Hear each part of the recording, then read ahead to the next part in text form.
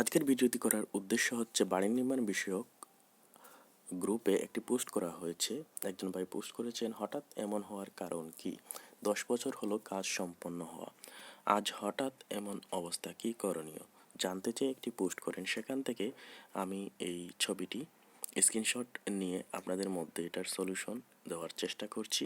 দেখতে পাচ্ছেন ওনার বাড়িতে টাইলস বসানোর কিছু ছবি দিয়েছেন। ছবিগুলো এভাবে টাইলসগুলো ফেটে গেছে এবং এভাবে উঠে গেছে। এটার কারণ জানা হয়েছে। তো এটা বিভিন্নজন বিভিন্নভাবে কথা বলেন।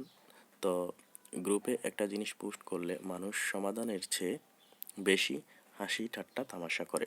সেজন্য আমি এটা সলিউশন দেওয়ার জন্য এই স্ক্রিনশটটি নিয়েছি। এটার বিভিন্নভাবে বিভিন্নজন বলতে পারে। তো এটা কিন্তু 3টি কারণ রয়েছে।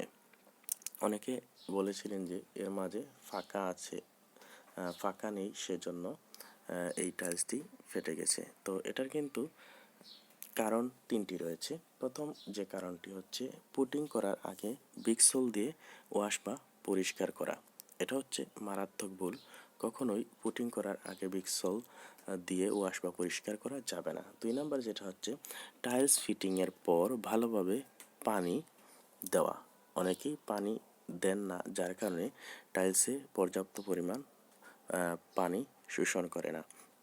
এর মাঝে বলে রাখি আরেকটা বিষয়, অনেকে কিন্তু সিমেন্ট বালির পেস্ট না করেই টাইলসটা বসিয়ে দেন, অর্থাৎ সিমেন্ট বালি দিয়েই উপরে হালকা হালকা পানি ছিটিয়ে টাইলসটা বসিয়ে দেন, যার কারণে এই অবস্থার সৃষ্টি হতে পারে।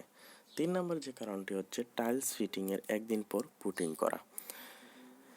এরা এই জিনিসটা অনেকেই ভুল করে থাকেন, যার কারণে পুটিং করলে কি হয়, ভিতরে যে গ্যাস সৃষ্টি হয় সেই গ্যাসটা আর বাইরে আসতে পারে না, যার কারণে এই ছবির ন্যায় অঘটন ঘটতে পারে।